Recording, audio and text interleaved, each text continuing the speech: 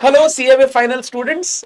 Corporate financial reporting के गुरु ज्ञान series में ये third video and a very very very important video जो बहुत बच्चे मुझसे पूछते हैं, सीएफआर का रिवीजन स्ट्रैटेजी।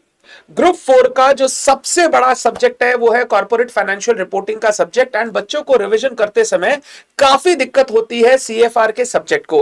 एंड वो हमसे हमेशा पूछते हैं, सर कितना टाइम देना चाहिए, कहां कहां से रिवीजन करना चाहिए, कितना कवरेज करना चाहिए, कौन सा चैप्टर पहले कौन सा चैप्टर बाद में रिवीजन करना चाहिए, ये थोड़ी आइडिया हमें दीजिए।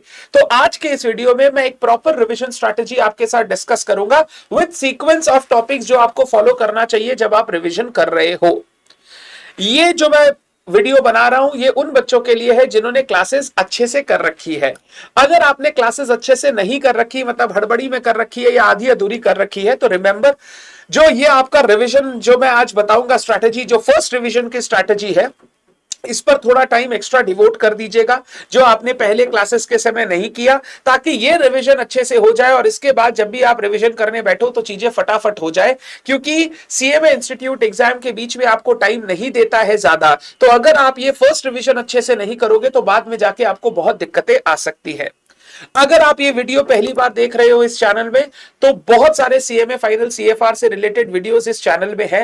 वर्कबुक का solution, multiple choice question, revision videos, गुरु ज्ञान वीडियोस, बहुत कुछ अवेलेबल है। आप वो सारी चीजें यहां पर इस चैनल में आपको मिल जाएगी। वीडियो के डिस्क्रिप्शन सेक्शन में भी लिंक मिल जाएगी सो दैट आप इजीली उन चीजों को स्क्रॉल कर सके। तो चलिए शुरू करते हैं बिना किसी विलंब के। गुरु ज्ञान 3 सीएफआर की revision strategy. Before I go to the final revision कैसे करना है, कुछ छोटी छोटी इंपॉर्टेंट बातें जो मैं आपको बताना चाहूंगा जब आप रिवीजन कर रहे हो। सीएफआर का रिवीजन सिर्फ कॉन्सेप्ट पढ़ के या कॉन्सेप्ट रिवाइज करके नहीं होगा।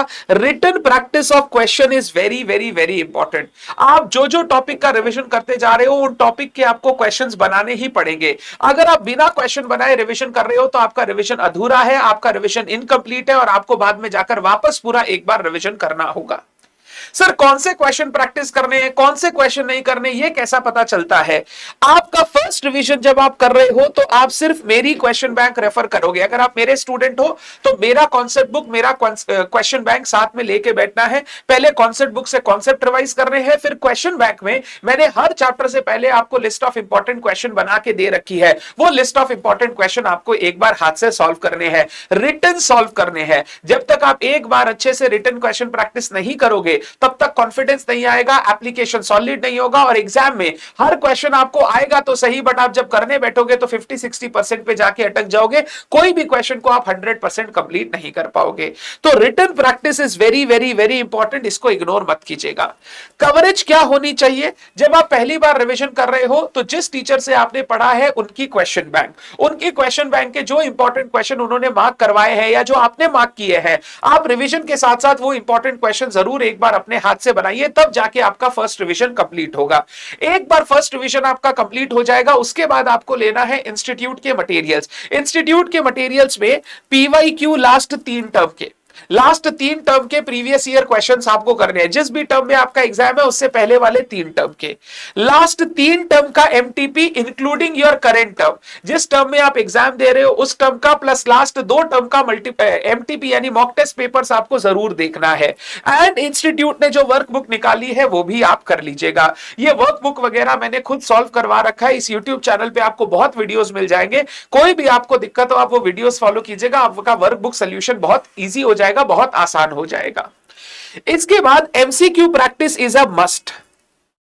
बहुत बच्चे सीएमए फाइनल लेवल पे सीएफआर का जब रिवीजन करते हैं तो प्रैक्टिकल क्वेश्चंस वगैरह देख लेते हैं, बट मल्टीपल चॉइस क्वेश्चन को अलग से देखते नहीं है। मल्टीपल चॉइस क्वेश्चन बड़े क्वेश्चन से ही बनता है, बट उसको टाइमली सॉल्व करना भी एक आर्ट है, एक कला है। जब तक आप एमसीक्यू प्रैक्टिस खुद से नहीं करके जाओगे वो चीजें आप टाइमली सॉल्व नहीं कर पाओगे और बहुत टाइम इन्वेस्ट कर दोगे उन क्वेश्चंस को करने के लिए।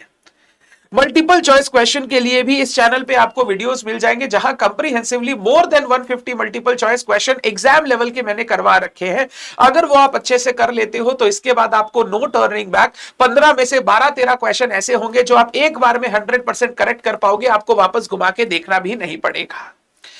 Don't leave any chapter in full, कोई भी चैप्टर या कोई भी इंडेक्स को पूरा पूरा ना छोड़े। हो सकता है कोई चैप्टर को करते समय आपको कुछ दिक्कतें आ रही हो, जो एक पॉइंट, दो पॉइंट, एक टॉपिक, दो टॉपिक में दिक्कत है आप उनको छोड़ सकते हैं, बट पूरा पूरा चैप्टर कभी भी मत छोड़िए। बहुत बार ऐसा होता है, बच्चा बोलता है सर कंसोलिडेशन टफ है, हम तो करके नहीं जाएगा, होगा ही नहीं, एग्जाम में कंप्लीट ही नहीं होता है क्वेश्चन। और देखा जाता है कंसोलिडेशन का एकदम इजी क्वेश्चन, एकदम बच्चा क्वेश्चन आपको एग्जाम में दे दिया इंस्टीट्यूट ने, तो अगर आप पूरा चैप्टर छोड़ के चले जाओगे तो आप वो इजी क्वेश्चन को भी अटेम्प्ट नहीं कर पाओगे। इसीलिए पूरे चैप्टर को कभी कभी फुल ना छोड़े। जो एक आध टॉपिक में आपको इश्यू है उसको आपको छोड़ना है, आप छोड़ दीजिए, मेरे को प्रॉब्लम नहीं है, बट ट्राई कीजिए फर्स्ट रिवीजन में कवर करने का। नहीं होता है उस टॉपिक को छोड़िए, पूरे के पूरे चैप्टर या इंडेक्स को कभी भी मत छोड़िए। इससे जो आपके मल्टीपल चॉइस क्वेश्चन और इजी क्वेश्चन आएंगे वो आप आराम से सॉल्व कर पाएंगे, आराम से सॉल्व कर पाएंगे। Last but not the least, theory is also important. दो चैप्टर थ्योरी इंस्टीट्यूट ने दे रखी है, recent trends in financial reporting and government accounting. ये दोनों थ्योरी के चैप्टर आपको बहुत अच्छे से करके जाने हैं। 20 मार्क्स के आसपास का क्वेश्चन आपको एग्जाम में दिखाई देगा। 2 से 3 मल्टीपल चॉइस क्वेश्चन, 4 मार्क का मल्टीपल चॉइस क्वेश्चन और 17 मार्क का रिटन क्वेश्चन। क्वेश्चन नंबर 7 में 7 मार्क, क्वेश्चन नंबर 8 में 10 मार्क। 21 मार्क का अगर कोई टॉपिक से क्वेश्चन आएगा तो वो टॉपिक बहुत बहुत बहुत इंपॉर्टेंट है। और जो बच्चा थ्योरी अच्छे से पढ़ के जाएगा और थ्योरी के क्वेश्चन को अटेम्प्ट करेगा, वही बच्चा 100 मार्क का पूरा पेपर 3 घंटे में कर पाएगा, नहीं तो 3 घंटे में पेपर करना इम्पॉसिबल हो जाएगा, इम्पॉसिबल हो जाएगा। इतनी बातें आपको हमेशा ध्यान रखनी है। क्या क्या मैंने बोला एक बार मैं रिपीट कर दूं। रिटन प्रैक्टिस करना जरूरी है, रिटन प्रैक्टिस करना जरूरी है, उतना ही जरूरी है जितना रिवाइज करना। दूसरा कवरेज, तीसरा मल्टीपल चॉइस क्वेश्चन प्रैक्टिस करना है, कोई चैप्टर पूरा नहीं छोड़ना है, एंड थ्योरी अच्छे से करके जाना है। ये 5 पॉइंट अगर आप ध्यान रखते हो अपना रिवीजन शुरू करने से पहले, आई एश्योर कि आप जब रिवीजन करके सीएफआर को कंप्लीट करोगे, you will be very confident with the subject, you will be very confident with the subject. अब सीएफआर के रिवीजन में कितना टाइम देना चाहिए और किस सीक्वेंस में हम लोगों को रिवीजन करना चाहिए। सबसे पहले कितना टाइम देना चाहिए, मेरे को लगता है सीएफआर का रिवीजन करने के लिए 120 hours will be apt time for the first time revision. या तो आप 15 दिन करके 15 दिन 8 घंटे करके 120 आवर्स कर सकते हो, या 20 डेज 6 आवर्स करके 120 आवर्स कर सकते हो। मैं हमेशा बिलीव करता हूं कोई भी बच्चे को एक सब्जेक्ट पूरे पूरे दिन नहीं पढ़ना चाहिए, साथ में कम से कम 2 सब्जेक्ट एक साथ लेके चलने चाहिए, और एक आध सब्जेक्ट जिसकी थोड़ी बहुत प्रैक्टिस आप करते रहो वो करना चाहिए। तो कम से कम 2 सब्जेक्ट अगर लेके चलोगे तो 6 घंटा सीएफआर, 6 घंटा उस सब्जेक्ट में, या फिर 8 घंटा सीएफआर, 4 घंटे उस सब्जेक्ट में। अगर आप 6 घंटे सीएफआर को हर दिन दोगे तो 20 दिन का टाइम अलॉट करना पड़ेगा। अगर आप 8 घंटे करके दोगे तो 15 दिन का टाइम अलॉट करना पड़ेगा सीएफआर जैसे सब्जेक्ट को कंप्लीट करने के लिए। मैंने जो रूटीन आपको बना के दी है डे 1 से, मैंने डे 20 तक बना के दी है। ये डे 1 से डे 20 की रूटीन उस हिसाब से कि आप दिन में 6 घंटे सीएफआर को दोगे। अगर आप 8 घंटे दे सकते हो तो जो सेकेंड डे का टॉपिक है उसमें से कुछ टॉपिक फर्स्ट डे में कर लेना, ऐसे करके आपके 5 दिन कम हो जाएंगे, 5 दिन कम हो जाएंगे। डे 1 पे सबसे पहले आप स्टार्ट करोगे, डे 1 पे आप स्टार्ट करोगे value added statement EVA. 7 mark का एक क्वेश्चन हर टर्म में एग्जाम में आता है, सबसे पहले ये टॉपिक कर लेना, ज्यादा देर नहीं लगेगा। वैल्यू एडेड स्टेटमेंट एक बार रिवाइज किया, फॉर्मेट देखा, 2 क्वेश्चन बना लिया। ईवीए एक बार रिवाइज किया, उसका फॉर्मूला देखा, 2 क्वेश्चन बना लिया, that's it, more than enough. इससे ज्यादा कुछ करने का जरूरत नहीं है। साथ साथ इंडेस 8 जो हमारा एरर्स वगैरह से रिलेटेड इंडेस है, वो वाला इंडेस आपको करना है डे 1 पे। डे 2 में आप करोगे internal reconstruction NBFC. Internal reconstruction हर टर्म में 7 मार्क का आता है। एनबीएफसी से मैक्सिमम टाइम 2 मार्क का एमसीक्यू आता है, बट कभी कभी उसको 5 मार्क का क्वेश्चन बना के भी वो दे देते हैं। तो कैसा भी रहे हमको करना है, तो नेक्स्ट डे हम सॉल्व करेंगे, हम कंप्लीट करेंगे इंटरनल रिकंस्ट्रक्शन और एनबीएफसी को। डे 3 और 4 2 दिन हम देंगे Ind AS 12 and business combination. Ind AS 12 income taxes पर पहला दिन हम इंडेस 12 करेंगे, फिर हम बिजनेस कॉम्बिनेशन में जाएंगे। बिजनेस कॉम्बिनेशन में मुझे डेफर्ड टैक्सेस की जरूरत पड़ेगी, इसीलिए पहले इंडेस 12 करके ही बिजनेस कॉम्बिनेशन में जाइएगा। हमने पहले 2 दिन थोड़े इजी चैप्टर लेकर अपने आप को क्या कर लिया, अपने आप को गियर अप कर लिया। अब नेक्स्ट 2 दिन हम अच्छा टॉपिक लेंगे, क्या लेंगे, इंडेस 12 और बिजनेस कॉम्बिनेशन। बिजनेस कॉम्बिनेशन में क्वेश्चन जरूर देखें, अगर आप क्वेश्चन बनाए तो जो मैंने इंपॉर्टेंट क्वेश्चन मार्क करा है उनको बना लीजिएगा। इंडेस 12 में भी सेम, बिना क्वेश्चन बनाए ये सब टॉपिक्स में आगे मत बढ़िएगा। डे 5 में आपको करना है इंडेस 16 और 38। ये हमारा हो गया PP and intangible asset, similar type के इंडेस है, एक दिन में हो जाएगा। डे 6 में हम करेंगे इंड एस 36, ये भी related to PP intangible asset है, इंपेयरमेंट का इंड एस, इसीलिए इसके साथ ही आपको कर लेना है। तो 2 दिन मैंने कर लिया थोड़ा सा इजी, फिर नेक्स्ट 2 दिन मैंने इंड एस 12 और बिजनेस कॉम्बिनेशन को दे दिया, फिर नेक्स्ट दिन 2 दिन मैंने और इंड एस कर लिया। फिर डे 7 एंड 8 पे आप करोगे वैल्यूएशन को। वैल्यूएशन थोड़ा सा क्या है, पर्सपेक्टिव बेस्ड टॉपिक है, बहुत सारे अजम्पशंस वगैरह लेती है इंस्टीट्यूट जब आंसर करती है, तो इसके थोड़े से ज्यादा क्वेश्चन जरूर प्रैक्टिस कीजिएगा आप। और इसमें ना कभी भी आप क्वेश्चन बनाओ तो जो हमने क्लास में किया है उन्हीं असम्पशन के साथ क्वेश्चन बनाना। अगर आप इंस्टीट्यूट के आंसर्स में ज्यादा स्ट्रेस करोगे तो आपको हर क्वेश्चन में अलग चीज देखने मिलेगी, जो लर्न करना बहुत मुश्किल हो जाएगा। फिर डे 9 पर आप करोगे इंड एस 23 बोरोइंग कॉस्ट का Ind S and end S 113 on fair value measurement, borrowing cost and fair value measurement. Fair value measurement छोटा सा इंड एस है, वो कर लेना, फिर इंड एस 23 करना है। डे 10 पे Ind AS 102 share based payment. हर टर्म में एक 7 मार्क का क्वेश्चन आपको नॉर्मली देखने मिल जाता है, इंपॉर्टेंट है, अच्छे से करना है 102।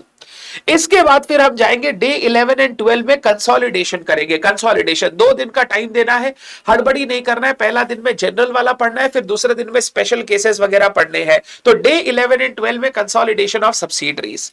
Day 13 and 14 Ind AS 116, Ind AS 116 on leases which is primarily related to the assets वाला इंड एस 116। 2 दिन का टाइम दे रहा हूं, आराम से करना है। डे 15 में हम करेंगे इंड एस 21 फॉरेन एक्सचेंज का।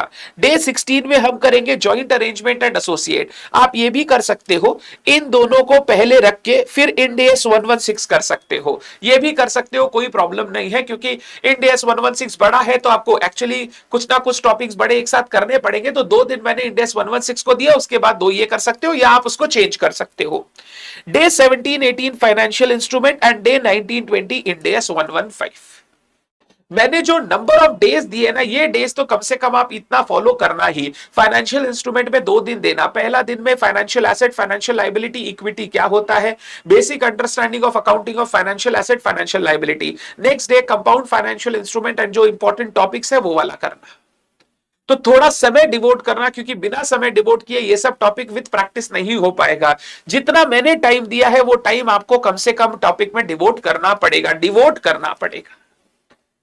अब इसके साथ साथ बचा थ्योरी। थ्योरी आप कोई भी एक दिन में बैठ के ऐसे ना पढ़े, हर दिन थोड़ा थोड़ा पोर्शन कवर करते जाए। जैसे से फॉर एग्जांपल डे 1 पे हम recent trends and financial reporting का फर्स्ट जो 4P बॉटम लाइन अप्रोच है वो 4P बॉटम लाइन पढ़ लिया। नेक्स्ट डे हमने सस्टेनेबिलिटी रिपोर्टिंग देख लिया, नेक्स्ट डे हमने एक और टॉपिक कर लिया। ऐसे करके हम एक एक टॉपिक रेगुलर करेंगे और 20 दिन में जब तक हमारा चैप्टर्स खत्म होता है तब तक हमारा दोनों थ्योरी चैप्टर भी कंप्लीट हो जाएगा। अगर इस तरीके से थ्योरी चैप्टर आप करोगे तो रिटेंशन भी रहेगा और आप उसको अच्छे से कंप्लीट भी कर पाओगे। 1 टॉपिक एवरी डे। मैं थोड़ा थोड़ा पढ़ूंगा बट रेगुलरली एक टॉपिक पढ़ूंगा। नेक्स्ट दिन जब सेकंड टॉपिक पढ़ूंगा, पहला वाला रिवाइज करूंगा, फिर सेकंड टॉपिक पढ़ूंगा, फिर थर्ड डे पहला दोनों रिवाइज करूंगा, थर्ड टॉपिक पढ़ूंगा। 7 दिन में जब तक गवर्नमेंट अकाउंटिंग कंप्लीट करोगे, देखोगे गवर्नमेंट अकाउंटिंग एक शेप में आ जाएगा और आपको चीजें याद रहेगी। ये मेरी तरफ से एक CFR जो बच्चा प्रिपेयर कर रहा है उसको इस शेड्यूल में प्रिपेयर करना चाहिए। आप इसको छोड़ के कुछ और फॉलो करना चाहे, मेरे को प्रॉब्लम नहीं है, बस जितनी कवरेज और इंपॉर्टेंट पॉइंट्स मैंने बोला है उतना कम से कम इंश्योर कीजिएगा, सो दैट आपका पेपर भी अच्छा जाए। Thank you so much everyone, bye bye.